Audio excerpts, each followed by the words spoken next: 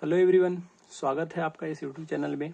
इस चैनल पे बेटा हम 9th और 10th क्लास के एनसीईआरटी के सॉल्यूशन करते हैं मैथ्स का। आज हम जिस क्वेश्चन को सॉल्यूशन करने जा रहे हैं वो है एक्सरसाइज 5.2 का क्वेश्चन नंबर आपका 16।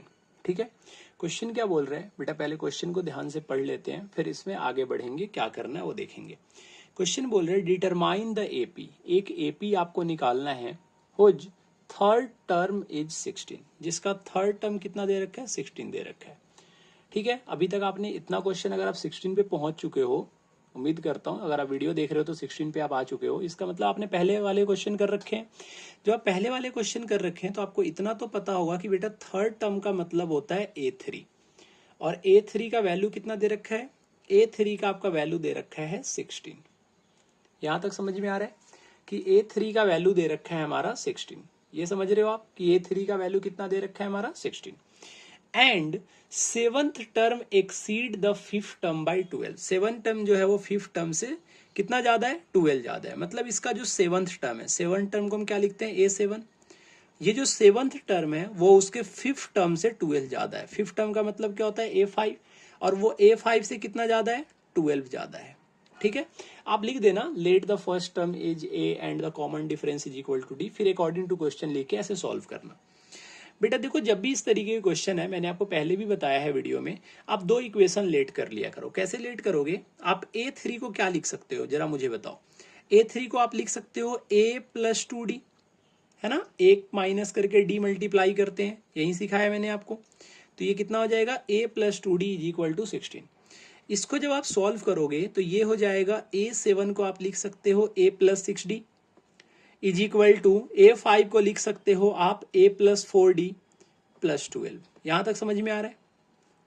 जरा आप ध्यान से देखोगे बेटा तो A इस साइड है और A RHS में भी है, ALHS में भी है। ठीक है, मैं इसको काट सकता हूं, अगर आपको नहीं समझ में आ रहा तो आपके लिए लिख देता हूं A माइनस A, क्योंकि प्लस है दूसरी साइड गया, ये हो गया प्लस 6D, 4D इधर आएगा तो माइनस 4D होगा, इज इक्वल टू इस साइड बचेगा 12। ये अब समझ गए, A से A अब कट गया, यही मैं डायरेक्ट वहां पे कट करने को बोल रहा था। जब आप इसे कट करोगे तो बेटा यहां से आपका वैल्यू कितना निकल के आ रहा है, आप देख रहे हो, यहां से आपका वैल्यू निकल के आ रहा है 2D का वैल्यू आ रहा है 12। जब 2D का वैल्यू 12 आएगा तो बेटा आप तो इतना तो जानते हो कि D का वैल्यू कितना हो जाएगा, 12 कब आता है 2 के टेबल में, तो D को जब आप 12 से 2 से डिवाइड करोगे तो D का वैल्यू हो जाएगा 6। अब 10th क्लास में आप चले गए, इतने इस क्वेश्चन पे आप पहुंच चुके हो, इसका मतलब इतना बेसिक तो आपको पता होगा कि डिवाइड कैसे करते हैं, मल्टीप्लाई कैसे करते हैं। अब D का वैल्यू हमें पता चल गया, जैसे ही D का वैल्यू पता चला फर्स्ट वाले इक्वेशन में पुट कर दो। क्यों, क्योंकि एक इक्वेशन हमारा पहले से ही बना हुआ है। तो जैसे ही आप फर्स्ट वाले इक्वेशन में पुट करोगे, इसकी वैल्यू को आप क्या कर रहे हो, इसकी वैल्यू को आप फर्स्ट इक्वेशन में पुट कर रहे हो। जैसे ही आप फर्स्ट इक्वेशन में पुट करोगे तो ये हो जाएगा आपका A प्लस 2 इंटू 6, क्यों, क्योंकि D का वैल्यू 6 है, और 2 इंटू 6, 2D की जगह पे 2 इंटू D की जगह पे 6 पुट करोगे तो 2 इंटू 6 आपका 12 हो जाएगा, और A प्लस 12 का वैल्यू कितना हो गया, 16। जब यहां से A का वैल्यू निकालोगे बेटा तो ये 16 है, प्लस 12 उधर जाएगा तो माइनस 12 होगा, और A का वैल्यू हो गया 4। यहां तक समझ गए। A को हमने क्या लेट किया था, फर्स्ट टर्म, और D आपका 6 है। आपको निकालना क्या था, आपको निकालना था AP।